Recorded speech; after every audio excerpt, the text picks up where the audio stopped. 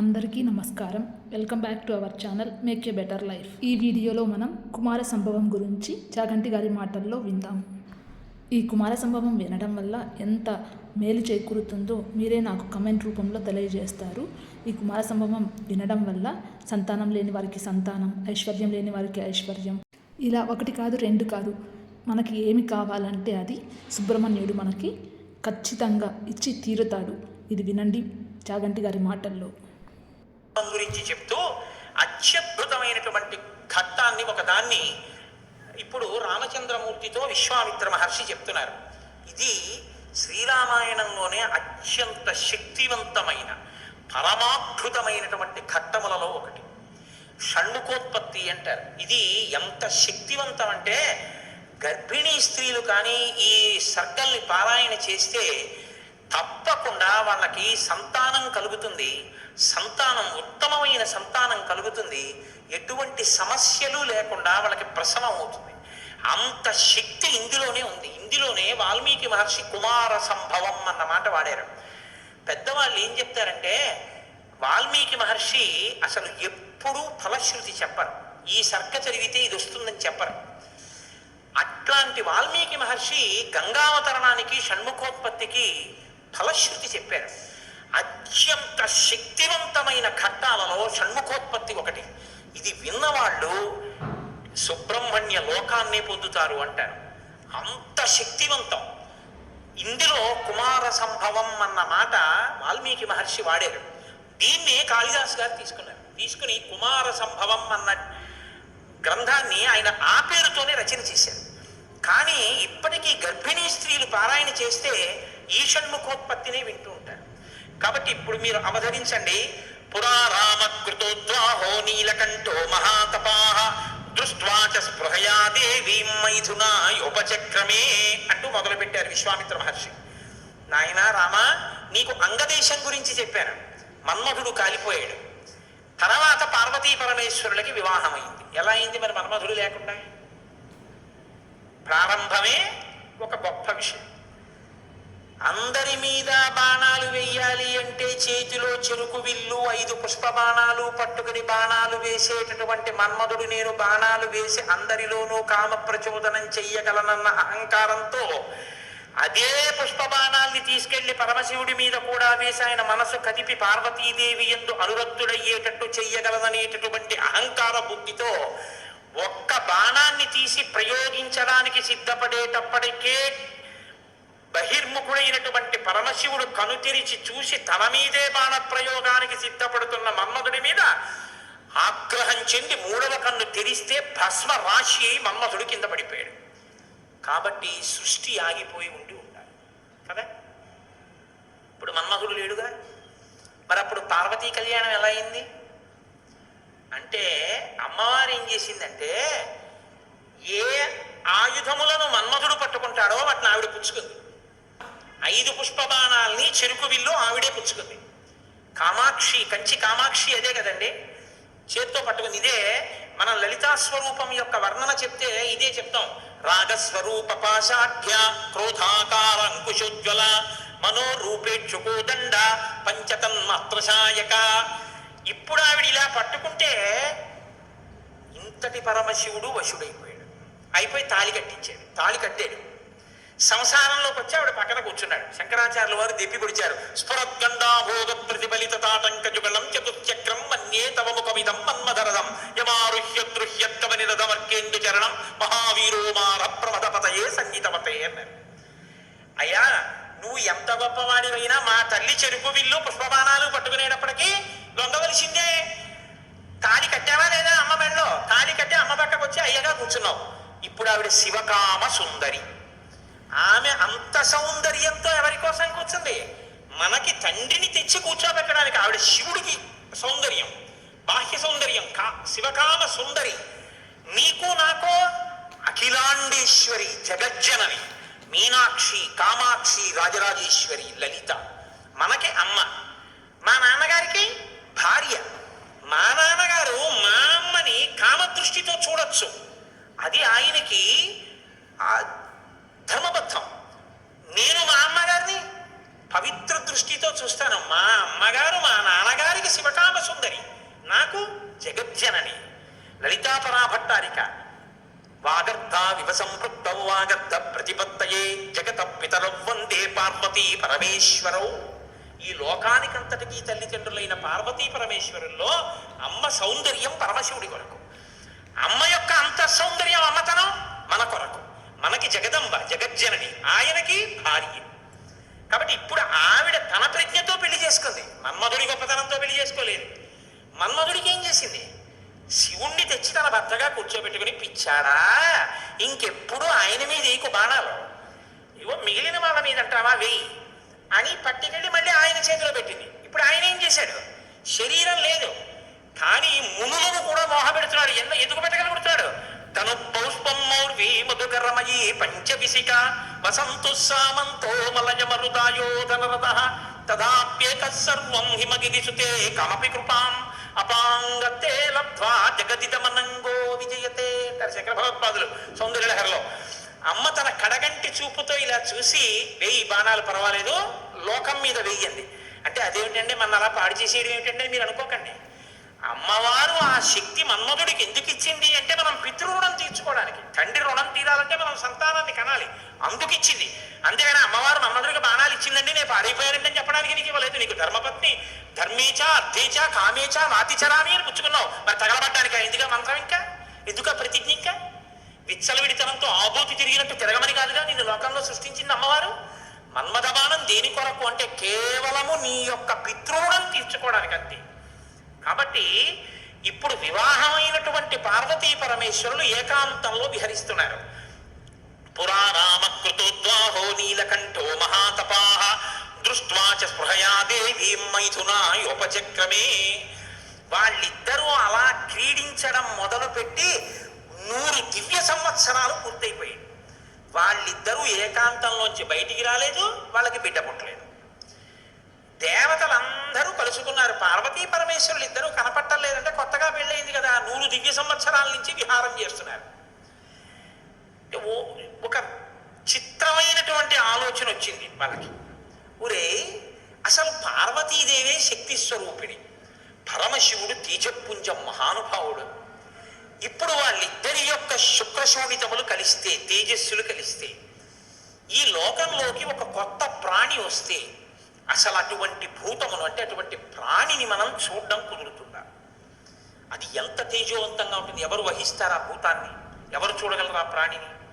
కాబట్టి మనం పరమశివుణ్ణి వెళ్ళి అడుగుదాం, మీరు రతిక్రీడ విరమించి బిడ్డల్ని కనద్దు అని అడుగుదాం. అయితే మీరు నన్ను మాట అడగచ్చు, ఏమండి బుద్ధి ఉందా అసలు ఈ మాట? వాళ్ళు అన్నారు అనుకోండి, మీరు ఎలా చెప్పారండి అని అడుగుతారు నన్ను. అసలు దేవతలకు ఎందుకండి ఈ వ్యవహారం? వాళ్ళు అలా ఎందుకు అనాలి? అలా అంటే మాత్రం దాన్ని మేము ఎలా అంగీకరించగలం? ఈ విషయాన్ని మీరు కంగారు పడిపోకుండా ఉండండి, నేను తర్వాత చెప్తాను ఎందుకు వస్తుందో. కాబట్టి ఇప్పుడు వాళ్ళందరూ కలిసి ఓ సమావేశం పెట్టుకున్నారు. నిజమే అంటే నిజమే. అందరూ కలిసి కైలాసానికి వెళ్ళారు. బయట నుంచుని పెద్ద కేకేశారు. ఏమని? దేవదేవ మహాదేవ లోకస్యాస్య హితేరత.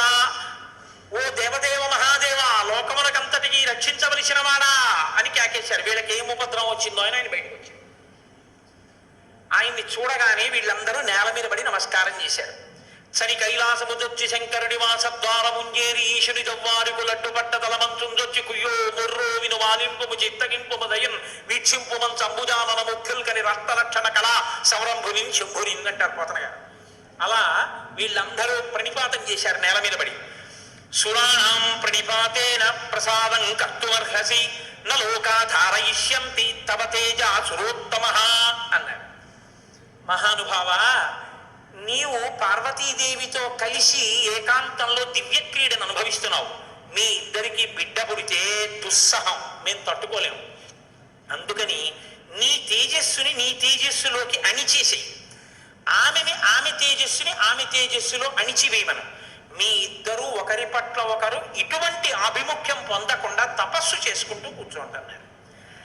బ్రాహ్మేణ తపసాయుక్తో దేవ్యా సహ తపశ్చర త్రైలోక్య హితకామార్థం తేజస్తే జసిధారయా. తేజస్సుని తేజస్సులో అణిచేసి ఇద్దరూ తపస్సు చేసుకోండి అన్నాడు. ఎంత అక్కర్లేని విషయం అంటే ఇది. అంటే ఆయన అన్నాడు, తండ్రితనం అండి, తప్పకుండా. మీకు అలాంటి ఇబ్బంది ఉంటుందంటే నేను ఇటువంటి భూతమును సృష్టించను, అలాగే వెళ్ళిపోతాను. కానీ నేను ఇప్పటికి 100 దివ్య సంవత్సరముల నుంచి పార్వతీదేవితో క్రీడించాను. ఆ కారణం చేత దేవతానాం వచశ్రుత్వా సర్వలోక మహేశ్వర బాఢమిత్యత్ బ్రవీత్ సర్వాన్ పునశ్చేదమువాచ. మీరు చెప్పినట్టే చేస్తాను, నా తేజస్సుని నా తేజస్సులోకి అణిచేస్తాను. కానీ యదిదం క్షుభితం స్థానాత్ మమ తేజో యనుత్తమం ధారయిష్యతి కస్మన్మే బ్రువంతు సురసత్తమాః.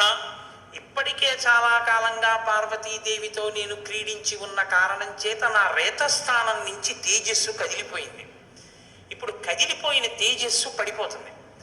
నేను పార్వతీదేవి యందు వదిలిపెట్టద్దని మీరు అంటున్నారు. మరి నేను నా తేజస్సుని ఎక్కడ విడిచిపెట్టను, ఎవరు భరిస్తారు చెప్పండి అన్నారు. భరించడం అనేటప్పటికీ వాళ్ళు ఎవరు గుర్తొచ్చారో తెలుసా అండి? భూమి గుర్తొచ్చింది. అన్నీ ఆవిడేగా భరిస్తుంది, పాపం ఆవిడే భరించాలి. అందుకని వాళ్ళందరూ కలిసి ముక్తకంఠంతో భూమిని చూపించారు. చూపించి ఏవ ముక్తాః సురాః సర్వే ప్రత్యూచు వృషభధ్వజం యత్తేజ క్షుభితం హే తత్తరా ధారయిష్యతి. ఈ భూమి భరిస్తుంది, దీని మీద వదిలేసేయండి. భూమి ఏమనాలి? అదేమిటయ్యా, ఆయన భార్య యందు ప్రవేశపెట్టబడవలసినటువంటి శివ తేజస్సు నా మీద ఎలా విడిచిపెడతాడు? నేనెలా స్వీకరిస్తాను? భూకాంత, ఆమె స్త్రీ, భూదేవి నాలోకి ఎలా ప్రవేశిస్తుంది? శివవీర్యం దోషం అవుతుంది కదా, నేను పుచ్చుకోనాలి. ఆవిడ సంతోషించి శివవీర్యం నాలో ప్రవేశించడం అంటే అదృష్టం కదా అనుకుని తప్పకుండా పుచ్చుకుంటాను అనేటప్పటికీ పరమశివుడు ఏం చేశాడంటే ఏవ ముక్త సురపతి ప్రముమోచ మహీతలే తేజసా పృథివీయేన వ్యాప్త సగిరికానన. ఆయన తేజస్సుని భూమి మీద వదిలిపెట్టేశాడు. అది ఉత్తర క్షణం భూమి అంతటా పాకేసి పర్వతాల్లో, నదుల్లో, సముద్రాల్లో, చెట్లలో పరివ్యాప్తమైతే ఆ తేజస్సు యొక్క స్థితిని భూమి తట్టుకోలేకపోయింది. తట్టుకోలేక పెద్ద పెద్ద కేకలేసింది ఆవిడ. తతో దేవాః పునరిదం ఊచుశ్చాధ హుతాశనం ప్రవిశత్వం మహాతేజో రౌద్రం వాయు సమన్వితః. నా ఒళ్ళు మండిపోతోంది, దగ్ధమైపోతోంది నా శరీరం అంతా. శివవీర్యాన్ని నేను భరించలేకపోతున్నాను, దాని శక్తి నేను తట్టుకోలేకపోతున్నాను. కాబట్టి నేను విడిచిపెట్టేస్తాను, నాలోకి వచ్చిన వీర్యాన్ని దేనిలోకి విడిచిపెట్టను అని అడిగింది ఆవిడ. ఇప్పుడు దేవతలందరూ ఒకరి మొహాన్ని ఒకళ్ళు చూసుకుని అన్నారు, ఒళ్ళు మండిపోతోంది తట్టుకోలేనన్నావు కాబట్టి ఎవడు మండిస్తాడో వాటిలో వదిలేయన్నారు. అంటే అగ్నిహోత్రుల్లో వదిలేయమన్నారు. అంటే ఇప్పుడు ఆవిడ ఏం చేసింది? తనలో పడినటువంటి శివవీర్యాన్ని అగ్నిహోత్రుల్లో వదిలిపెట్టేసింది. Please like, share and subscribe. For more updates press bell icon. Thank you. ఇదంతా రెప్పపాటు కాలంలో జరిగిపోయింది. పెద్ద పెద్ద అరుపులు, కేకలు, ప్రార్థనలు, హడావిడి. బయటికి వెళ్ళిన శివుడు లోపలికి రాలేదు. అమ్మవారికి అనుమానం వచ్చింది, ఏం జరిగింది అని. పార్వతీదేవి బయటికి వచ్చింది. బయటికి వచ్చి ఏం జరిగిందని అడిగింది. మేమందరం ఇలా ప్రార్థన చేశామమ్మా, మీ ఆయన తేజస్సు భూమిలోకి విడిచిపెట్టాడు, భూమి తట్టుకోలేక అగ్నిలోకి విడిచిపెట్టింది అని. మీ ఇద్దరికీ సంతానం కలగకుండా తపస్సు చేసుకోమని కోరిక కోరామమ్మా అన్నారు. ఆవిడంది, ఏ ఆడదైనా అమ్మ కావద్దంటే ఒప్పుకుంటుందండి. అధశైల సుతారామ త్రిదశాన్ ఇదమబ్రవీత్ సమన్యుర శపత్ సర్వాన్ క్రోధ సంరక్తలోచన. ఎర్రబడిన కళ్ళతో అమ్మవారండి అక్కరలేని విషయంలో జోక్యం చేసుకున్నారు. మీరు చెప్పకూడని మాట చెప్పారు. నన్ను తల్లిని కావద్దు అని శాసించారు. నాకు బిడ్డలు పుట్టకూడదు అని వరం అడిగారు. నాయందు ప్రవేశపెట్టబడవలసినటువంటి శివవీర్యాన్ని భూకాంత యందు ప్రవేశపెట్టారు. కాబట్టి నేను మీకు శాపం ఇస్తున్నాను. అపత్యం స్వేషు దారేషు తస్మాన్నోత్వాదయిష్యత అద్య ప్రభృతి యుష్మాకం అప్రజాః సంతు పత్నయః ఏవ ముక్త్యా సురాన్ సర్వాన్ శశాప పృథివీమపి. ఇక నుంచి మీ భార్యల వలన మీకిక సంతానము కలుగకుండుగాక. ఇక నుంచి దేవతలకి సంతానం ఉండదు. కాబట్టి దేవతల సంఖ్య ఎప్పటికీ 33 కోట్లు. ఎందుకంటే ఇంకా వాళ్ళకి సంతానం ఉండదు. అందుకే బ్రహ్మగారు మొన్నటి రోజున దేవతల్ని పిలిచి మీ అంశలలో ఉండవలసినటువంటి వానరుల్ని అప్సరసల యందు, యక్షకాంతల యందు, గంధర్వ కిన్నెర వానరకాంతల యందు సృజించండి, మీ భార్యల యందు మీకు పిల్లలు పుట్టరు, పార్వతీదేవి శాపం ఉందని చెప్పారు.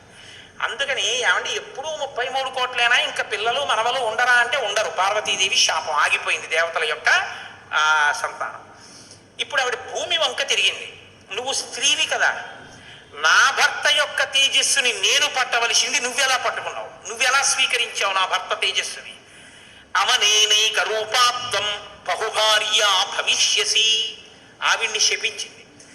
నువ్వు ఒక్క రూపంతో ఉండవు, భూమి అని పిలవబడినా నీకు అనేకమైనటువంటి స్థితి కలుగుతుంది. ఒక చోట చౌటు నేల, ఒక చోట నల్ల నేల, ఒక చోట ఎడారి, ఒక చోట పంట పండే నేల. ఇలా నువ్వు రకరకాలుగా అయిపోతావు. అంతేకాదు బహుభార్య భవిష్యసి, నీకు ఒక్క భర్త ఉండడు. నీ భర్త కానివాడి వీర్యం నువ్వు పుచ్చుకున్నావుగా, నీకు ఇంకా ఎంతమంది భర్తలో లెక్కుండరు. అందుకే రాజ్యాన్ని పాలించిన వాడందరూ భూమిపతులే. ఎంతమంది ఆవిడికి భర్తలు లెక్కలేదు. కారణం ఏమిటంటే పార్వతీదేవి శాపం. అవనేనైక రూపాత్వం బహుభార్య భవిష్యసి నచ పుత్ర కృతాం ప్రీతిం మక్రోధ కలుషీకృత. ఏ ఆడదైనా కోరుకునేది ఏమిటంటే భర్త వలన కొడుకుని కనాలి, ఆ కొడుకు పేరు ప్రఖ్యాతులు తేవాలి, తల్లి సంతోషించేటట్టు ప్రవర్తించాలని కోరుకుంటాడు. ఏ తల్లి ఈ లోకంలో ఏ ఒక్కటి సహించదో అది నీ యందు నిజమగుగాక. ఏ తల్లి అయినా ఏది సహించలేదు, ఎంత తప్పైనా సహిస్తుంది. కానీ అమ్మ వంక ఆడదాన్ని చూసినట్టు చూశాడు అనుకోండి కొడుకు, అమ్మ మాత్రం ఒక్కనాటికి క్షమించదు. ఇంకా అమ్మలో ఆడతనాన్ని చూడకూడదు. ఇంకంతకన్నా పవిత్రంగా మాట్లాడటం కష్టం, ఇంకంతకన్నా నేను దిగి మాట్లాడను. కాబట్టి అమ్మతనాన్నే చూడాలంతే కొడుకు. కానీ నీ విషయంలో ఏమవుతుందో తెలుసా, నీ కొడుకులందరూ నీకు భర్తలవుతారు. అందుకే భూమిపతి పతే, ఆయన తర్వాత ఆయన కొడుకు, ఆయన భూమిపతి. ఎంత దారుణం అండి అది. ఒక ఆయన పరిపాలిస్తున్నాడు, ఆయన భూమిపతి, ఆయనకి కొడుకు పుట్టాడు. ఇప్పుడు భూమికి ఆయన ఏమవ్వాలి? కొడుకు. ఆ భూమిపతి వెళ్ళిపోయాడు, ఇప్పుడు ఈయన ఏమవుతాడు? ఈయన భూమిపతే, తన కొడుకు తనకి భర్త. ఇంతకన్నా దారుణం ఏముంది? ఇది పార్వతీదేవి శాపం. కాబట్టి నచ పుత్ర కృతాం ప్రీతిం మక్రోధ కలుషీకృత ప్రాప్యసిత్వం సుదుర్మేధే మమ పుత్రమనిచ్చతి. నాకు బిడ్డలు కలగకుండా చేశారు కాబట్టి మీరు ఈ శాపం అనుభవించండి అని వాళ్ళు లోపలికి వెళ్ళిపోయారు. ఇప్పుడు వీళ్ళందరూ ఇలా వేళ్ళు ఇచ్చారు. ఒరే అక్కర్లేని విషయంలో జోక్యం చేసుకున్నాను రా, ఎవడరా ఈ మాట చెప్పింది అసలు అన్నారు. వాడు ఉంటాడేమిటి ఇంక అక్కడ. ఇప్పుడు అందరూ భారంగా తలకాయలు ఉంచుకుని ఇళ్ళకెడితే వీళ్ళ శిఖలు ఎవరు పట్టుకుంటారు? ఒరే ఎందుకు వెళ్ళావురా నువ్వు, నీ వల్ల నాకు ఇంకా బిడ్డలు కలగరని వాళ్ళు పట్టుకుంటారు. కాబట్టి ఇప్పుడు వాళ్ళందరూ ఇళ్ళకెళ్ళారు. సగత్వా తప అతిష్టత్ పార్శ్వే తస్యోత్తరే గిరే హిమవత్ ప్రభవే శృంగే సహదేవ్యా మహేశ్వర. హిమాలయ పర్వత ప్రాంతంలో పార్వతీ సహితుడై పరమశివుడు మాత్రం హాయిగా కూర్చుని తపస్సు చేసుకుంటున్నాడు. ఇంకా వాళ్ళిద్దరికీ బిడ్డలు పుట్టకూడదు అన్నారుగా, అందులో ఆయన వెళ్ళి తపస్సు మొదలెట్టాడు. గొడవ ఎక్కడొచ్చింది? ఇక్కడతో ఏమైపోలేదు గొడవ. తారకాసురుడని వాడు బయలుదేరాడు. వాడికి తెలిసే విషయం, ఇక పార్వతీ పరమేశ్వరులకి బిడ్డలు పుట్టరు, దేవతలకి బిడ్డలు పుట్టరని తెలుసు వాడికి. వాడు బ్రహ్మగారి గురించి తపస్సు, వాడు చాలా తెలివైనవాడు. వాడు నాకు చావుద్దన్నాడు, అది కుదరదన్నాడు ఆయన. అయితే పార్వతీ పరమేశ్వరులకు కొడుకు పుడితే వాళ్ళ చేతిలో చచ్చిపోతానన్నాడు. బ్రహ్మగారు ఏమంటారు? తథాస్తు. వీళ్ళే అడిగారు పార్వతీ పరమేశ్వరుని, వాళ్ళిద్దరు తపస్సుకి వెళ్ళిపోయారు. ఇప్పుడు వెళ్ళి మీ ఇద్దరు బిడ్డలు కనండి అన్నారు అనుకోండి, ఇంకేమైనా ఉందా? వద్దన్నావు, అన్ని శాపాలు ఇచ్చేసింది ఆవిడ. అంటే మీరు బాగా గమనించండి, ఏదైనా ఆడది భరిస్తుంది, కానీ ఆడదాని అమ్మతనానికి, ఆడదాని భర్తృత్వాన్ని పంచుకోవడానికి ఇంకో ఆడదొస్తే మాత్రం ఈ లోకంలో సహించడం అన్నది ఉండదు. అది ఈ జాతి క్షమించలేదు. ఇది రామాయణం యొక్క తీర్పు. కాబట్టి ఇప్పుడు వీళ్ళు వెళ్ళి అడగలేరు పార్వతీ పరమేశ్వరుని. కొడుకు పుడితే తప్ప వీళ్ళకి బతుకులేదు. ఎందుకని? వీళ్ళని చాలా బాధ పెట్టేస్తున్నాడు తారకాసురుడు. కాబట్టి ఇప్పుడు ఏం చెయ్యాలో అర్థం కాక పార్వతీ పరమేశ్వరులను అడగలేక చతుర్ముఖ బ్రహ్మగారి దగ్గరికి వెళ్ళారు. వెళ్ళి, అయ్యా ఎలాగండి పార్వతీ పరమేశ్వరులకు కొడుకు పుడితే తప్ప మేము రక్షింపబడం, ఇప్పుడు పుట్టే మార్గం ఏమైనా ఉందా అని అడిగారు. అడిగితే ఆయన అన్నారు, శైలపుత్ర్యా యుదుక్తం తత్ న ప్రజా సంతు పద్మిషు తస్యావచనమక్లిష్టం సత్యమే తన్న సంశయ. ఒరే పార్వతీ పరమేశ్వరులకి ఇంక పిల్లాడు పుట్టడం అనేటటువంటి విషయాన్ని మీరు నేను ఇక వెళ్ళి అడగడం అన్న విషయం మర్చిపోండి. పోనీ మన దగ్గర శివుని యొక్క తేజస్సు ఉంది. ఇంకా అగ్నిహోత్రుడు పుచ్చుకుని ఉంచాడుగా, అగ్నిహోత్రుల్లో ఉందిగా. అంటే యాపిల్ పండు ఫ్రిడ్జ్లో పెట్టుకున్నట్టు అగ్నిహోత్రుడి దగ్గర ఉంది. పోని దాన్ని తెచ్చి ఎవరిలోకైనా నిక్షేపిద్దామంటే మీ భార్యలు ఎవ్వరికీ పిల్లలు పుట్టరు. ఆవిడ శాపం ఉందిగా. పైగా ఆ శివవీర్యాన్ని భూకాంత పుచ్చుకుందనేగా అన్ని శాపాలు ఇచ్చింది. ఇప్పుడు దాన్ని తీసుకెళ్ళి ఇంకోళ్ళు ఎవరికన్నా ఇస్తామంటే ఎవరు మాత్రం పుచ్చుకుంటారు? ఏ ఆడది పుచ్చుకుంటుంది? పుచ్చుకుంటే కదా పిల్లలు పుట్టడం. పార్వతీదేవి వెళ్ళి అడగలేము. పోనీ శివవీర్యం ఉందని ఇంకో స్త్రీలో ప్రవేశపెట్టలేము. ఎలా ఆలోచించి ఆయన తక్కువడండి చతుర్ముఖ బ్రహ్మగారు అంటే. నేను అందుకే బ్రహ్మ నన్ను బ్రహ్మగారు అంటుంటాను. ఆయన సలహా లేకపోతే లోకం లేదు, మన ఉపన్యాసమే లేదు. ఆయన అన్నారు, ఇయమాకాశగా గంగా యస్యాం పుత్రం హుతాశనః జనయిష్యతి దేవానాం సేనాపతి మరిందమం జ్యేష్ఠా శైలేంద్ర దుహిత మానయిష్యతి తచ్చుతం ఉమాయాస్తప్త హుమతం భవిష్యతి న సంశయః. ఉమాయాస్తప్త హుమతం భవిష్యతి న సంశయః. హిమవత్ పర్వతం ఉందే, హిమవంతుడు, ఆయనకి 2 బిడ్డలు ఉన్నారు. పెద్దమ్మాయి పేరు గంగ, రెండో అమ్మాయి పార్వతి. పెద్దమ్మాయి దేవతా స్త్రీలలోకి రాదు. ఆ అమ్మాయి స్వర్గలోకంలో ప్రవహిస్తోంది. ఇప్పుడు తనకి బిడ్డలు పుట్టలేదన్న బాధ ఎప్పుడు పోతుందంటే, తన భర్త యొక్క వీర్యం తన అక్కగారిలోకి ప్రవేశించి బిడ్డ పుడితే తన అక్క కొడుకు తన కొడుకేగా.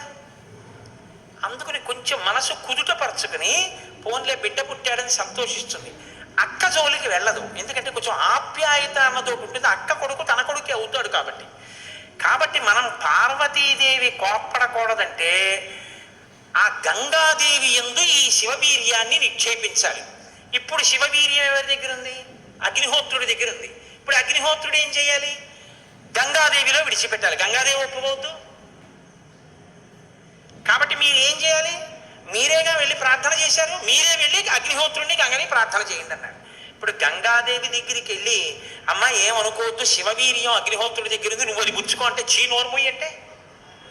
అందుకని ఈ మాట ఎవరు చెప్పాలో ఒక్క పురుషుడు చెప్పాలి. పురుషులందరూ వెళ్ళి చెప్తే అసహ్యంగా ఉంటుంది. మీరు వెళ్ళి అగ్నికి చెప్పండి, అగ్ని వెళ్ళి ఆవిడికి చెప్తారు.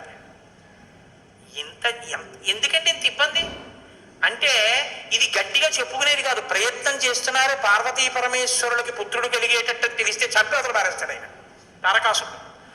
అందుకని ఎవరికీ తెలియకుండా జరగాలి ఈ పని అంతా. ఇప్పుడు వీళ్ళందరూ కలిసి అగ్నిహోత్రుడి దగ్గరికి వెళ్ళారు. అయ్యా ఎంత గొప్ప సలహా చెప్పావు. ఏదో కారు చీకటిలో కాంతిరేఖ, కఠినమైన సాక్ష్యానికి సూక్ష్మమైన రంధ్రం దొరికాయి, ఇక మేము అల్లుకుంటాం కథ అన్నారు. తచ్చుత్వా వచనం తస్య కృతార్థ రఘునందన ప్రణిపత్య సురా సర్వే పితామహం అపూజయన్. బ్రహ్మగారికి పూజ చేసి నమస్కారం చేసి బయలుదేరి అగ్నిహోత్రుడి దగ్గరికి వెళ్ళారు. వెళ్ళి ఆయనతో అన్నారు, దేవ కార్యమిదం దేవ. ఇప్పుడు మాట్లాడడం కొంచెం జాగ్రత్తగా మాట్లాడడం మొదలెట్టారు. ఇది దేవకార్యం. ఏదో మేము సరదాగా నువ్వు పట్టుకెళ్ళి అక్కడ విడిచిపెట్టు ఇలాంటి మాటలు చెప్పడానికి రాలేదు. నీకు పిల్లలు పుడితే నాకెందుకు, పుట్టకపోతే నాకెందుకు, ఇలాంటి వాటిల్లో ఇక మేము జోక్యం చేసుకోం. బుద్ధి వచ్చింది మాకు. కాకపోతే ఇది దేవకార్యం. ఇప్పుడు ఈ పిల్లాడు పుట్టకపోతే వీపులు పగిలిపోతున్నాయి తారకాసురుడి వల్ల. అందుకని పుట్టాలి పిల్లాడు. కాబట్టి సంవిధత్సహుతాశన శైలపుత్ర్యాం మహాతేజో గంగాయాం తేజవుత్సృజా. నీలో ఉన్న శివ తేజస్సుని పట్టుకెళ్ళి గంగలో విడిచిపెట్టు. గంగ పుచ్చుకుంటే, గంగకి కొడుకు పుడితే ఆ పిల్లవాడు పార్వతీ పరమేశ్వర పుత్రుడి కిందకు వస్తాడు. ఎందుకంటే పార్వతీదేవి అంగీకరిస్తుంది కాబట్టి. ఆ పిల్లవాడికి సేనానాయకత్వం ఇద్దాం. వాడు సేనాధిపతి అయితే వాడి చేతిలో తారకాసుడు చచ్చిపోతాడు. అందుకని నువ్వు వెళ్ళి గంగను అడిగన్నారు.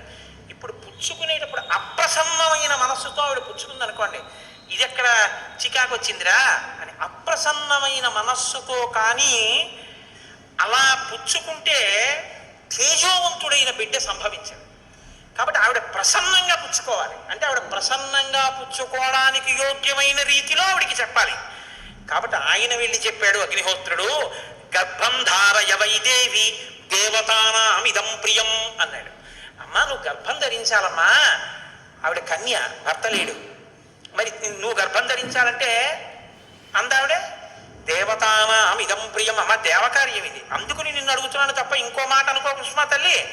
అందుకని ఆవిడ అర్థం చేసుకుంది, ఓహో ఇంతకన్నా ఇప్పుడు లోకాన్ని రక్షించడానికి మార్గం లేదు, కాబట్టి శివ తేజస్సుని నాలోకి తీసుకుంటాను. తస్య తద్వచనం శ్రుత్వా దివ్యం రూపమధారయత్, ప్రసన్నంగా తీసుకుంది అనడానికి గుర్తు దివ్యమైన రూపాన్ని ధరించి శివ తేజస్సుని తనలోకి తీసుకుంది. ఇప్పుడు వీళ్ళ బాగా గమనించండి, సుబ్రహ్మణ్యోత్పత్తి అంటే ఎటువంటిదో తెలుసా అండి? 33 కోట్ల మంది దేవతలు ఇలా ఎదురు చూస్తున్నారు. ఇప్పుడు కాని శివవీర్యం ఎందుకో పనికి రాకుండా పోయిందనుకోండి, గంగ కానీ అయ్యి బాబాయ్ నేను భరించలేకపోతున్నానని వదిలేవతలు పారేసింది అనుకోండి, అంతే, ఇక శివవీర్యం లేదు. ఎందుకంటే ఉన్న శివవీర్యం పాడైపోయింది. కాబట్టి ఇక పుత్రుడు కలగడం, ఇక పుత్రుడు కలగకపోతే ఇక ఎప్పటికీ అసలు దేవతల యొక్క రాజ్యం అన్నది ఇక రాదు, తారకాసురుడే ఉంటాడు. కాబట్టి ఇక మీరు నేను పురాణం చెప్పుకోవడం ఇప్పటికీ ఉండదు, ఆయనే పరిపాలిస్తుంటాడు కదా. కాబట్టి ఇప్పుడు ఆ గంగ వల్ల బిడ్డ పుట్టాలి, వీళ్ళందరూ ఉత్కంఠతో ఎదురు చూస్తున్నారు. గంగ గర్భం ధరించి బిడ్డని కంటుందా? ఇది ఇంత చల్లటి గంగమ్మలోకి శివవీర్యం వెళ్ళింది. వెళ్ళగానే ఆవిడ ఇప్పుడు పెద్ద కేకేసింది, అయ్య బాబోయ్ ఈ శివవీర్యం యొక్క వేడికి నా నీరు ఉడికిపోతోంది, నేను భరించలేకపోతున్నాను, దీన్ని వదిలేస్తున్నాను, ఎక్కడ వదిలేదు. వీళ్ళందరూ నీరసపడిపోయారు, అయ్యయ్యయ్యయ్యో మన ప్రణాళిక పోయింది. అనేనప్పటికీ తస్య తద్వచనం శ్రుత్వా దివ్యం రూపమధారయత్ దృష్ట్వా తన్మహిమానం, ఆ తర్వాత సమం తతస్తదా దేవీం అభ్యసించిత పావకః సర్వశ్రోతాంసి పూర్ణాని గంగాయా రఘునందన తమువాచ తతో గంగా సర్వతే దేవ పురోహితం అశక్తాధారణే దేవ తవ తేజస్సముద్భవం దహ్యమానగ్నినాథేన సంప్రవ్యజితతే తథా. ఇప్పుడు నేను ఈ తేజస్సుని ఎక్కడ వదిలిపెట్టేను, నా సర్వాంగములు క్షోభించిపోతున్నాయంది ఆవిడ. అగ్నిహోత్రుడు చూసి అన్నాడు, బిడ్డ పుట్టాడో లేదో తరువాతి మాట, ముందసలు నువ్వు కలతపడిపోతున్నావు, నువ్వు తట్టుకోలేవు. కాబట్టి అదాబ్రవీదిదం గంగాం సర్వదేవ హుతాశనః ఇహ హైమవతే పాదే గర్భోయం సన్నివేశ్యతాం. అదిగో ఆ హిమాలయ పర్వత ప్రాంతముల యొక్క పాదముల యందు తీసుకెళ్లి నీలో ఉన్నటువంటి శివ తేజస్సుని విడిచిపెట్టేసేయాలి. గంగ తనలో ఉన్న శివ తేజస్సుని తీసుకెళ్లి హిమాలయ పర్వత ప్రాంత పాదముల యందు వదిలిపెట్టేసేటప్పటికి అది వెళ్ళి రెల్లు దుబ్బుల్లో పడిపోయింది, గడ్డిలో పడిపోయింది. ఇప్పుడు అందులోంచి ఒక్కసారి కాంతి కనపడింది వాళ్ళకి. పిల్లాడు ఏమైనా వచ్చారా? వాళ్ళకి పిల్లాడు కావాలి. ఇప్పుడు వాళ్ళు చూస్తే సర్వం పర్వత సన్నద్ధం సవర్ణ భగవద్వనం జాత రూపమితి జ్ఞాతం తదా ప్రభృతి రాఘవ సువర్ణం పురుష వ్యాఘ్ర హుతాసన సమప్రభం తృణవృక్షలతాగుల్వం సర్వం భవతి కాంచనం. ఆ శివవీర్యంలోంచి ఆ తేజస్సులోంచి అగ్ని ఎటువంటి కాంతితో ఉంటాడో అటువంటి కాంతితో మొట్టమొదట బంగారం పుట్టింది లోకంలో. బంగారం శివవీర్యం, అందుకే బంగారానికి శివవీర్యం అని పేరు. బంగారం పుట్టి బంగారంతో అక్కడ ఉన్నటువంటి తృణవృక్ష లతాగుల్మం సర్వం భవతి కాంచన, ఆ గడ్డి చెట్లు అన్ని బంగారు రంగులో మెరిసిపోయాయి ఒక్కసారి. తర్వాత వెండి పుట్టింది. ఆ వెండిని చూశారు, తెల్లగా ఉంది వెండి, అయిపోయింది. ఆ తర్వాత ఇంకా మిగిలినటువంటి క్షారంలోంచి రాగి ఇనుము పుట్టాయి. మిగిలిపోయినటువంటి మలంలోంచి తగరము సీసము పుట్టాయి తప్ప పిల్లవాడు మాత్రం కనపడ్డాడు. అయిపోయింది మన ప్రణాళిక అంతా, పిల్లవాడు పుట్టలేదు అని దిగాలు ముఖాలు వేసుకుని ఆ పైనుంచి చూస్తున్నారు. ఆ రెల్లు దుబ్బుల్లో రాత్రివేళ తెల్లగా మెరుస్తాయి రెల్లు దుబ్బులు. ఆ రెల్లు దుబ్బుల్లోంచి తదగ్నినా పునర్వ్యాప్తం సంజాత శ్వేత పర్వత దివ్యం శరవణం చైవ పావకాదిత్య సన్నిభం. బ్రహ్మాండమైనటువంటి కాంతులు మెరిసిపోతుండగా 6 ముఖాలతో అద్భుతమైన సౌందర్యంతో ఒక పిల్లవాడు పుట్టి పాల కోసం ఏడ్చాడు. అమ్మయ్య పుట్టాడు రా పిల్లాడు, శివపుత్రుడు జన్మించాడు, మన బాధలు తీరాయని వాళ్ళందరూ పొంగిపోయారు. షష్ఠి 6 ముఖాలతో షణ్ముఖుడై పుట్టాడు. ఆ పుట్టినటువంటి వాడు కూడా మహానుభావుడు 6 ముఖాలతో పుట్టాడు కాబట్టి షణ్ముఖుడు. పుట్టిన పిల్లాడికి పాలివ్వాలి, ఆ కృత్తికల్ని పిలిచి మీరు పాలివ్వండి అన్నారు. వాళ్ళన్నారు మేం పాలిస్తాం, కానీ తాం క్షీరం జాతమాత్రస్య కృత్వా సమయముత్తమం పుత్రో యమస్మాకం సర్వాతామితి నిశ్చితాః. ఇప్పుడు పాలిస్తే కానీ మరి పిల్లాడు బతకడం. కాబట్టి వాళ్ళు అన్నారు మేము పాలిస్తాం, కానీ ఆ పిల్లాన్ని మా పేరుతో పిలుస్తారా అన్నారు. మా పిల్లాడని చెప్తారా అన్నారు. అబ్బాయి అలా ఎలా కుదురుతుందండి అన్నారు అనుకోండి. వాడు పాలివ్వకపోతే పిల్లాడు. అందుకని వీళ్ళు వెంటనే దేవతలందరూ అన్నారు తతస్తు దేవత సర్వ కార్తికేయ ఇది బ్రువన్. కార్తికేయుడు అన్నాం కదా, ఇవ్వండి పాలన్నారు. అమ్మతనం ఎంత గొప్పదో చూడండి. ఇప్పుడు ఈ కృత్తికలు 6 పిల్లాడికి 6 ముఖాలతో ఉన్నవాడికి 6 పాలిచ్చారు. వాడు పాలు తాగాడు. పుత్రస్త్రైలోక్య విఖ్యాతో భవిష్యతి న సంశయ. కార్తికేయుడని మేం పిలవడం కాదు, 3 లోకాల్లో పిలుస్తారు ఈ పిల్లాన్ని, సరేనా అన్నారు దేవతలు. అప్పుడు వాళ్ళు పాలిచ్చారు. కాబట్టి కార్తికేయుడు అగ్నిలో శివవీర్యం చాలా కాలం నిలవ ఉంచబడి అగ్నిహోత్రుడు గంగలో ప్రవేశపెట్టాడు కాబట్టి పావకి. శరవణములు అంటే రెల్లు దుబ్బుల్లోంచి పుట్టాడు కాబట్టి శరవణ భవ. ఎప్పుడూ శుద్ధమైనటువంటి బ్రహ్మణ్య జ్ఞానంతో ఉంటాడు కాబట్టి సుబ్రహ్మణ్యం. తల్లి కడుపులోంచి స్ఖలనమై పుట్టాడు కాబట్టి స్కందుడు. ఆయన ఉత్పత్తి చేతనే ఇన్ని పేర్లతో వచ్చాడు. ఏమండి మీరు ఇంత గొప్పగా ఏదో పాపం నోరు కొట్టుకు చెప్పారు, కానీ మాకు అసలు అనుమానం మాత్రం అలా ఉండిపోయింది. మీరు మంగళం చెప్దాం అనుకుంటున్నారేమో. అలా అనత్సా దేవతలు. అలా అడగడం వల్ల కదా ఇంత కథ వచ్చింది. అలా ఎందుకు అడగాలి అసలు అంటే, మహానుభావుడు శంకర భగవత్పాదాచార్య స్వామి వారు బ్రహ్మసూత్రాలకి చేసినటువంటి వ్యాఖ్యానంలో ఒక చోట ఉదహరించారట దీని గురించి. దాని గురించి అసలు ఇలా ఎలా జరిగిందని కంచికామకోటి పీఠాధిపతులు చంద్రశేఖరేంద్ర సరస్వతి స్వామి వారు ఎంతమంది పౌరాణికులను అడిగారట. ఆఖరికి ఒక ఆయన దీని మీద పరిశోధన చేసి త్రిపుర రహస్యంలో ఉన్నటువంటి మంత్రాల యొక్క వ్యాఖ్యానంలో దీని అసలు వృత్తాంతం ఎక్కడుందో పరమాచార్య స్వామి వారికి తీసుకొచ్చి చెప్పారు. త్రిపుర రహస్యంలో ఉంది దీని రహస్యం, అక్కడి నుంచి అనుసంధానం చేయాలి దాన్ని. సనత్కుమారుడు అని ఒక ఆయన బ్రహ్మమానస పుత్రుడు. ఆయన పుట్టుక చేత మహాజ్ఞాని. అటువంటి పిల్లవాడు ఆయన ఎప్పుడూ తనలో తాను బ్రహ్మజ్ఞానంలో రమిస్తూ ఉండేవాడు. ఆయన ఒక రోజు రాత్రి నిద్రపోవడం అంటే గుర్తుపెట్టుకోండి, బ్రహ్మవేత్త నిద్రకి కూడా ఆయన సాక్షి. అటువంటి ఆయనకి కల వచ్చిందంటే అవస్థ ఏర్పడింది, స్వప్నావస్థ. ఆ కల్లో తాను రాక్షస సైన్యాల మీద యుద్ధం చేస్తున్నట్టు కల వచ్చింది. ఆయన తెల్లబోయి ఇది నాకు కల రావడం ఏమిటి, కల రావడం అంటే మనసులో ఏదో కోరిక ఉంది, ఆ కోరిక కల్లో కనపడింది, స్వప్నావస్థలోకి వెళ్ళాను, ఇది దోషం కదా, నాకు అలా ఎందుకు జరిగిందని తండ్రి చతుర్ముఖ బ్రహ్మగారి దగ్గరికి వెళ్ళారు. వెళ్ళి నాన్నగారు నాకు ఇలా కళ ఎందుకు వచ్చింది నాన్నగారు అసలు అని అడిగాడు. ఆయన అన్నాడు, నాయనా నీకు ఇలా కళ రావడానికి ఒక కారణం ఉంది. నువ్వు పూర్వజన్మలో వేదాన్ని నేర్చుకునేటప్పుడు వేదంలో దేవతల గురించి రాక్షసుల గురించి దేవదానవ యుద్ధాల గురించి చదివి ఈ రాక్షసులు ఎప్పుడు వేద ప్రమాణానికి వ్యతిరేకంగా ఎందుకు ఇలాంటి పనులు చేస్తుంటారు, వీళ్ళని పట్టుకుని చంపేయాలని వ్యగ్రత పొందాం. ఆ వ్యగ్రత జీవుణ్ణి పట్టుకుంది. అది ఈ జన్మలో బ్రహ్మవేత్తమైనా నీకు ఆ వాసన ఉండిపోయింది. అది ఇప్పుడు కలగా వచ్చింది. అది తీరాలంటే నువ్వు దేవసేనకి అధిపతివి కావాలి. నువ్వు దేవసేనకి అధిపతివై రాక్షసుల్ని సంహరిస్తే ఆ కోరిక తీరుతుంది. నాన్నగారు నేను దేవాసేనాపతిని కావలసిందే ఆయన అన్నాడు చతుర్ముఖ బ్రహ్మగారు. వచ్చేసారు ఆయన, తన అనుష్ఠానంలో తనున్నారు. ఈలోగా పరమశివుడు ఒక సంకల్పం చేశాడు. పరమశివుణ్ణి మించిన జ్ఞాని లోకంలో ఇంకా లేడు. ఎక్కడైనా జ్ఞానం అంటూ ఉంటే అది కేవలం శాంకర భిక్ష. పరమశివుడి యొక్క భిక్షయే జ్ఞానం. అందుకే ఆయన్ని ఈశాన సర్వ విద్యానాం ఈశ్వర సర్వభూతానాం బ్రహ్మాధిపతిర్బ్రహ్మణోధిపతిర్ బ్రహ్మ శివో మే అస్తు సదాశివోం మంగళములకు మంగళం నా తండ్రి. అంతటి మహాజ్ఞాని శంకరుడంటే. ఆయన దగ్గర నుంచే వెళ్ళాలి జ్ఞాన గంగ. కాబట్టి పరమశివుడికి ఒకప్పుడు కోరిక పుట్టిందిట, నేను ఇప్పటిదాకా అన్ని విషయాలు చెప్పడం కానీ నేను ఓడిపోయిందన్నది లేదు ఎవరి దగ్గర. ఓడిపోవడం అంటే బయట వాళ్ళ దగ్గర ఓడిపోతే బాగుండదుగా. ఓడిపోవడం అనేటటువంటిది కూడా మనిషి జీవితంలో సన్మానంగా ఎప్పుడు మారుతుంది? పుత్రాదిచ్చేత్ పరాజయం. తన కొడుకు చేతిలో తాను ఓడిపోవాలి.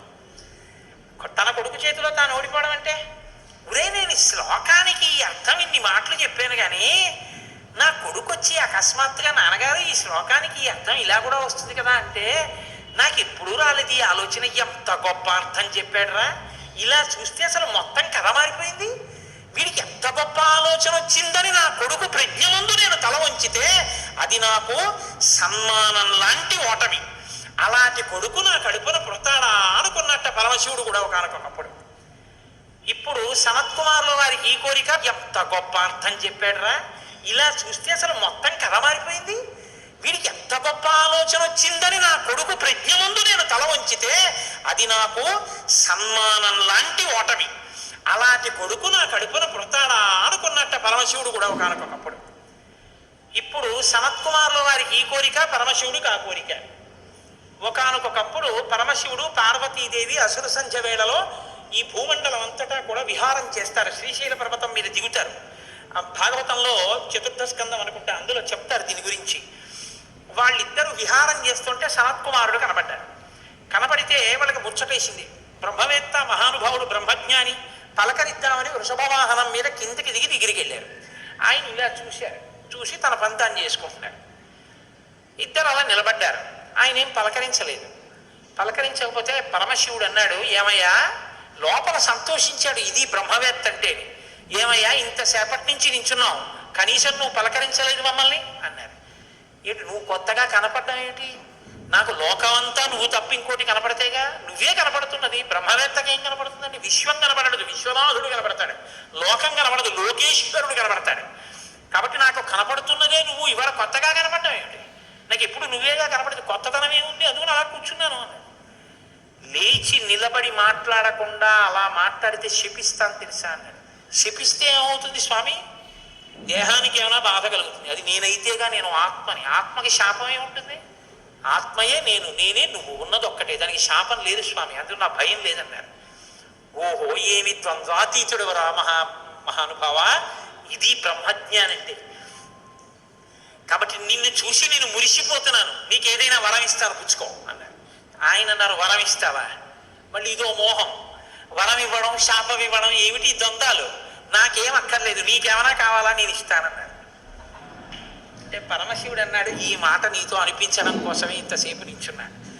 నీలాంటి కొడుకు కావాలి, నువ్వు నాకు కొడుకు అవుతావా అన్నారు. అంటే సనత్కుమారుడు అన్నాడు, నీకే కొడుకునవుతానన్నాడు. అంటే పార్వతీదేవి అంటే ఏది అకేంత దీర్ఘం ఇస్తున్నావు?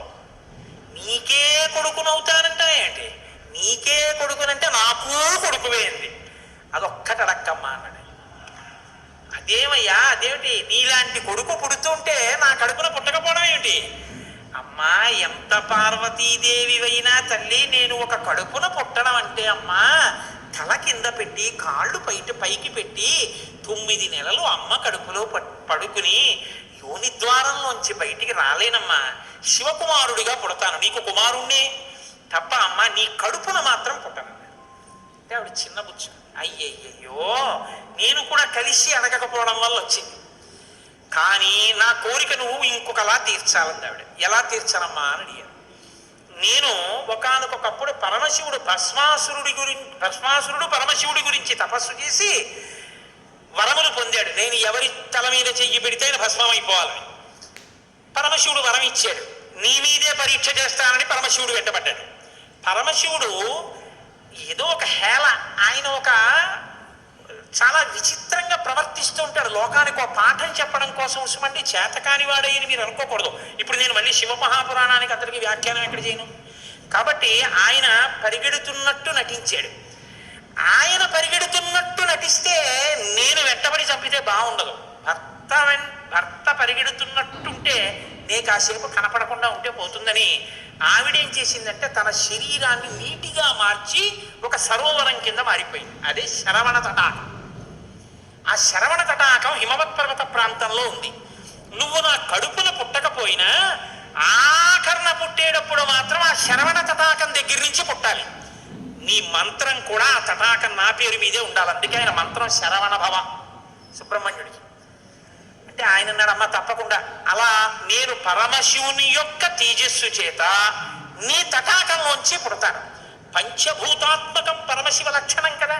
అందుకని పృథివీస్వరూపంగా, అగ్నిస్వరూపంగా, వాయుస్వరూపంగా, జలస్వరూపంగా, ఆకాశస్వరూపంగా 5 స్వరూపాలతో పార్వతీ పరమేశ్వర సమాగమ స్వరూపంగా శివశక్తుల యొక్క సమ్మేళనానికి పుట్టినటువంటి మెరుపు తీగల లోకంలో బ్రహ్మజ్ఞానాన్ని బోధ చెయ్యడం కోసమని, దేవసేనాపతిని కావడం కోసం, రాక్షస సంహారం చెయ్యడం కోసం మీకు పుత్రుడిగా పుడతానమ్మా అని సనత్కుమారుల వారు పరమశివుడికి వరం ఇచ్చారు. అందుకని ఆ వరం నెరవేరాలంటే పార్వతీ పరమేశ్వర సమాగమం జరిగి పార్వతీదేవిలోకి వెళ్ళకూడదు తేజస్సు. దేవతల సంఖ్య కూడా అనంతంగా పెరిగిపోతే రేపొద్దున్న ఉపాసనలు కష్టం అవుతాయి. అందుకని నాటకీయ సన్నివేశం సృష్టింపబడాలంటే దేవతలు వెళ్ళి ప్రార్థన చేయాలి. ప్రార్థన చేసి శివ తేజస్సు భూమి మీద పడాలి. అది అగ్నిహోత్రంలోకి వెళ్ళాలి. ఇది పంచభూతాత్మకమై ఆయన షణ్ముఖ స్వరూపంతో పైకి రావాలి. వచ్చి స్వామి అని పేరు పెట్టుకోవాలి. స్వామి అన్న పేరు కేవలం సుబ్రహ్మణ్యుడిది. మనం వెంకటేశ్వర స్వామి అంటాం, మంచిదే, నేను తప్పని నేను అంటలేదు. కానీ ఒక్క స్వామి అంటే మాత్రం సుబ్రహ్మణ్యుడే. ఎక్కడెక్కడ సుబ్రహ్మణ్యుడి పేరు చెప్తామో, ఎక్కడెక్కడ తలుచుకుంటామో అక్కడక్కడ సంతానమునకు ఏ విధమైన ప్రమాదం రాదు. సుబ్రహ్మణ్యుడికి నమస్కారం చేస్తే కుజగ్రహ దోషం కూడా ఉపశమిస్తుంది. ఎక్కడెక్కడ షణ్ముఖుణ్ణి ఆరాధన చేస్తారో అక్కడ ఐశ్వర్యం పరిడవిల్లుతుంది. పక్కన ఉన్నటువంటి తమిళ దేశం, ద్రవిడ దేశంలో అంత ఐశ్వర్యం వచ్చింది, అన్ని పరిశ్రమలు వచ్చాయంటే కారణం ఏమిటో తెలుసా అండి? సుబ్రహ్మణ్యారాధన. వాళ్ళు విపరీతమైన సుబ్రహ్మణ్యారాధన చేస్తారు. సుబ్రహ్మణ్య ఆరాధనం చేసిన, షణ్ముఖుడికి ప్రదక్షిణం చేసిన, ఆయనకి నమస్కారం చేసిన జ్ఞానము, ఐశ్వర్యము, సంతానమునకు క్షేమము, ఆయువు, ఆరోగ్యము అన్నీ కలుగుతాయి. అంత శక్తివంతమైనటువంటి సర్గ ఈ షణ్ముఖోత్పత్తి సర్గ. అందుకే వాల్మీకి మహర్షి ఎప్పుడూ కూడా అసలు ఫలశ్రుతి చెప్పరు. కానీ ఈ షణ్ముఖోత్పత్తి గురించి చెప్పిన తర్వాత, అందుకే షణ్ముఖుడికి ఉన్న గొప్పతనం ఏమిటో తెలుసా అండి?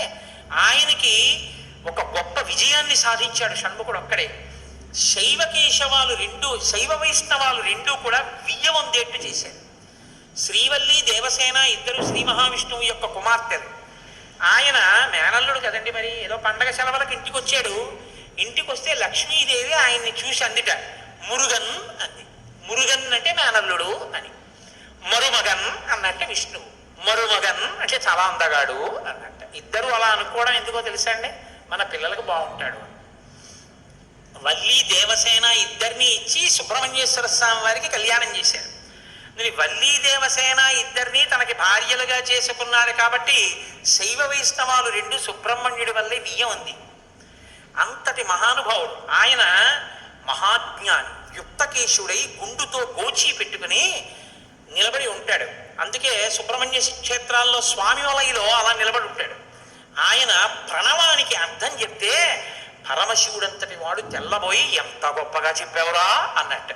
నాన్నగారు అలా అంటే కుదరదు, ఇది ప్రణవ రహస్యోపదేశం కదా, మీరు కూడా మడి కట్టుకుని వచ్చి శిష్యుడుగా కూర్చోండి చెప్తానన్నట్టు. ఒరే ఎంత బాగా చెప్పావురా అని వచ్చి కూర్చుని విన్నట్ట. శివుడంతటి వాడు ఇంత బాగా చెప్పగలిగిన కొడుకు పుట్టాలని కదా కోరుకున్నాడు. ఆత్మాదిచ్చేత్ పుత్రాదిచ్చేత్ పరాజయం. తండ్రి గారికి ఆ కోరిక తీరిందటువంటి బ్రహ్మజ్ఞాని పుట్టాడు. ఆయనే తరువాతి కాలంలో కేవలం పాలు తాగి పెద్దవాడైపోయాడు అంతే. అయిపోగానే ఆయన్ని దేవసేనకి తీసుకొచ్చి పట్టాభిషేకం చేసేశారు. సేనాధిపతి అయిపోయాడు. తారకాసుర సంహారం చేశాడు. దేవతలందరూ సంతోషించారు. అమ్మ అందమంతా మూర్తి భవించుంటుంది. అందుకే ఇంతంత బుగ్గలు, ఎర్రటి మనిషి, ఆహారాలు, చిన్న పట్టుబట్ట, ఎప్పుడు అమ్మ శక్తంతా చేతిలో శూలంగా పట్టుకుని ఆ కుక్కుట ధ్వజం, ఆ నెమలి మీద కూర్చుంటే ముద్దులు మూట కడుతూ ఎంత అందంగా ఉంటాడో. అందుకే సుబ్రహ్మణ్యేశ్వర స్వామి వారి యొక్క మూర్తి వంక అదే పనిగా చూసినా కూడా సత్సంతానం కలుగుతుంది. అంతటి మహానుభావుడు సుబ్రహ్మణ్యుడు. ప్రత్యేకించి ఏ కారణం చేతనైనా గర్భం నిలవక బాధపడుతున్న వాళ్ళు, గర్భిణి అయినప్పటికీ కడుపున ఎటువంటి బిడ్డలు పుడతారో తెలియని వాళ్ళు, వాళ్ళ ఆయుర్దాయం బాగుండాలనుకున్న వాళ్ళు, సంతానం క్షేమంగా వృద్ధిలోకి రావాలనుకున్న వాళ్ళు రామాయణాంతర్గతమైన షణ్ముఖోత్పత్తిని విని తీరాలి. ఇది చెప్పడం కోసమే వాల్మీకి మహర్షి ఫలశ్రుతి చెప్తూ ఓ మాట చెప్పారు.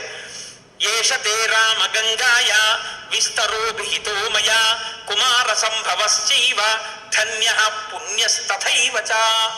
ఎవరు ఈ షణ్ముఖోత్పత్తిని శ్రీరామాయణంలో వింటున్నారో వాళ్ళకి ఎటువంటి చిక్కులు ఉన్నా అన్ని చిక్కులు విడిపోయి అపారమైనటువంటి ధన సమృద్ధి కలుగుతుంది. 2, విశేషమైనటువంటి పుణ్యము స్కందోత్పత్తిని విన్నంత మాత్రం చేత కలుగుతుంది. ఇక్కడే ఆయన కుమార సంభవశ్చైవ అన్న మాట వాడారు. పార్వతీ పరమేశ్వరుడు యొక్క కుమారుడు కనుక ఆయనకొక్కడికే కుమార అన్న నామం. ఆయన భక్తశ్చయ కార్తికేయే కాకుత్సభు విమానవ ఆయుష్మాన్ పుత్ర పౌత్రైశ్చ స్కందసాలోక్యతాం వ్రజేత్. ఎవరు భక్తి శ్రద్ధలతో రామాయణాంతర్గతమైనటువంటి ఈ షణ్ముఖోత్పత్తిని చేతులు కైమోర్చి సుబ్రహ్మణ్యుడికి నమస్కరించి వింటున్నారో అటువంటి వారందరికీ కూడా ఆయుష్మాన్, వాళ్ళకి ఏదైనా అపమృత్యు దోషం జాతకంలో ఉంటే ఆ దోషము ఉపశమించి ఆయుర్దాయం కలుగుతుంది. ఆయుష్మాన్ పుత్ర పౌత్రైశ్చ, వాళ్ళ కొడుకులు మనవలు అందరూ క్షేమంగా ఉంటారు. ఏవైనా దుర్గుణములు అలవడవలసినవి ఉంటే అవి పోయి వాళ్ళు వృద్ధిలోకి వచ్చి వంశానికి గొప్ప కీర్తి తీసుకొస్తారు. ఆయుష్మాన్ పుత్ర పౌత్రైశ్చ, ఎవరు రామాయణం సంపూర్ణ రామాయణం చెప్పించుకుని వినేటప్పుడు పరమ భక్తితో దేవాలయ ప్రాంగణంలోనో ఎక్కడో కూర్చుని ఈ స్కందోత్పత్తిని నమస్కారం చేస్తూ విన్నారో వాళ్ళు శరీరం పడిపోయిన తరువాత స్కందసాలోక్యతాం వ్రజేత్, సుబ్రహ్మణ్య లోకాన్ని పొందుతారు అని వాల్మీకి మహర్షి సత్యం తప్ప ఆయన నోటి వెంట రాదని బ్రహ్మగారి వరం. ఆయన ఎప్పుడూ ఫలశ్రుతి చెప్పరు, ఇక్కడ చెప్పారు. అంత గొప్పది షణ్ముఖోత్పత్తి. విచిత్రం ఏంటంటే ఈశ్వర సంకల్పం అంటే చాలా గొప్పగా ఉంటుంది. నేను ఇవాళ అసలు నేను ఏదైనా మాట చెప్తే చాలా జాగ్రత్తగా వింటారు హరిప్రసాద్ గారు. నేను చెప్పాను రేపు సుబ్రహ్మణ్యుడికి అభిషేకం చేయించండి అని చెప్పాను. ఎందుకంటే ఇవాళ అయింది కాబట్టి షణ్ముఖోత్పత్తి, రేపు స్వామికి అభిషేకం చేయించండి, ఆయన చల్లబడతాడు. రామాయణ అంతర్గతంగా జరిగింది కాబట్టి అభిషేకం చేస్తే చల్లబడుతుంది మూర్తి. ఆయన చల్లబడిన అభిషేక తీర్థాన్ని మనం పుచ్చుకున్నాం అనుకోండి, అది మరింత శక్తివంతం. పాపం ఎవరైనా ఏదైనా సంతాన సంబంధమైన సమస్యల్లో ఉన్న వాళ్ళు ఆ తీర్థం పుచ్చుకుని ఉపశాంతి పొందితే అంతకన్నా కావలసిందే ఉంది. నాకు చెప్పానుగా వ్యక్తిగత అనుభవాలు చెప్పడం ఇష్టం ఉండదని. ఈ షణ్ముఖోత్పత్తి వల్ల ఉపయోగాన్ని ఉపకారాన్ని పొందిన వాళ్ళు ఎంత మంది ఉన్నారో. నేను మొన్న కూడా గోపాలకృష్ణ గారికి ఒక సంగతి చెప్పాను. అంత గొప్ప షణ్ముఖోత్పత్తి నేను నా జీవితంలో ప్రత్యక్షంగా చూసే దాని గొప్పతనం ఏమిటో. ఈ విషయం రేపు పొద్దున్న తెలిసిన తర్వాత ఎందరో తల్లులు దీనివల్ల ఉపయోగం పొందిన వాళ్ళు కన్నుల నీరు పెట్టుకుని సంతోషంతో చెప్తారు. యథార్థం, నిజమేనని. మీకు నేను ఒక రహస్యం చెప్తాను. నేను ఆశ్చర్యపోయాను. తూర్పుగోదావరి జిల్లాలో మల్లవరం అని ఒక క్షేత్రం ఉంది. అక్కడ సుబ్రహ్మణ్యుడు, ప్రత్యక్ష సుబ్రహ్మణ్యుడు, ఇంతలా పాము కోనేటిలో స్నానం చేసి శివలింగాన్ని చుట్టుకుని ఉంటుంది. అది పిల్లలు పుట్టని వాళ్ళు వెళ్ళి నమస్కారం చేస్తే పిల్లలు పుట్టారు. డాక్టర్లు పిల్లలు పుట్టారని సర్టిఫై చేసిన వాళ్ళకు పుట్టారు. ముఖ్యమంత్రులు కూడా వెళ్ళారు పీఠాధిపతులు అక్కడికి. ఆ పాము కారణాంతరాల చేత శివలింగానికే తల కొట్టుకుని శరీరం వదిలితే ఇప్పుడు అలాగే ప్రతిష్ఠ చేశారు. అక్కడ నేను ఆశ్చర్యపోయింది ఏంటంటే, నాకు ఆ దేవస్థానం ధర్మకర్త ఒక ఆయన వచ్చి ఒకసారి ఓ మాట చెప్పారు. బిడ్డలు పుట్టరు అని డాక్టర్లు చెప్పేసినటువంటి వాళ్ళు సుబ్రహ్మణ్య షష్ఠి నాడు ఈ దేవాలయం వెనకాల పడుకుంటారు, వచ్చి బోర్లా పడుకుంటారు ఆడవాళ్ళు. వాళ్ళకి కునుకు పడుతుంది, కునుకు పడ్డాక లేపేస్తాం. ఆ మరుసటి సంవత్సరం వాళ్ళు పసిపిల్లల్ని పట్టుకుని వస్తారండి అని చెప్పారు. నాకు అపనమ్మకం కాదు, చూడాలనిపించింది. మీరు కూడా వచ్చారేమో గోపాలకృష్ణ గారు నాతో. కాకినాడ నుంచి చాలా మందిని కలిసి సుబ్రహ్మణ్య భుజంగ స్తోత్రం చేశారు శంకర భగవత్పాదులు. సుబ్రహ్మణ్య షష్ఠి నాడు ఆ దేవాలయంలో చదువుదామని అందరం కలిసి వెళ్ళాం. ఆ రోజు వాళ్ళు నా ప్రసంగం కూడా అక్కడ ఏర్పాటు చేశారు. మీరు నమ్మరు, నేను తెల్లబోయానండి.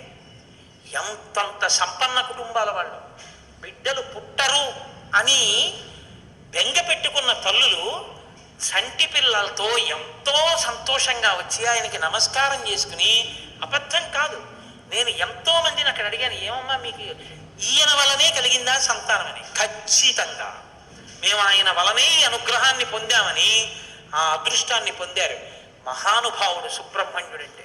ఆయనకి నమస్కారం చేస్తే ఎంత స్థితినైనా ఇస్తారు. మన అదృష్టం ఏమిటంటే రామాయణం చెప్పుకుంటున్నది శృంగగిరి పీఠంలో. అది అమ్మవారి సన్నిధానం, రామచంద్ర ప్రభువు యొక్క సన్నిధానం. ఇక్కడ శివాలయం ఉంది. ఆ శివాలయంలో ఇటు పార్వతి ఇటు గంగా ఉన్నారు. సాధారణంగా అలా ఉండరు. ఆ గంగ మళ్ళీ తన 2 పాదాలు ఇలా పైకి పెట్టి కాళ్ళు పాదాలు కనపడేటట్టు వచ్చి ఇలా గుడ్లు కనపడేటట్టుగా ఉంటుంది చక్కగా. శివుడు అటు గంగా ఇటు పార్వతి ఉండి బయట సుబ్రహ్మణ్యుడు ఇటు వినాయకుడు ఉంటారు. రేపు మళ్ళీ ఒక్కసారి చక్కగా అన్ని పదార్థాలతోటి అభిషేకం చేయించండి.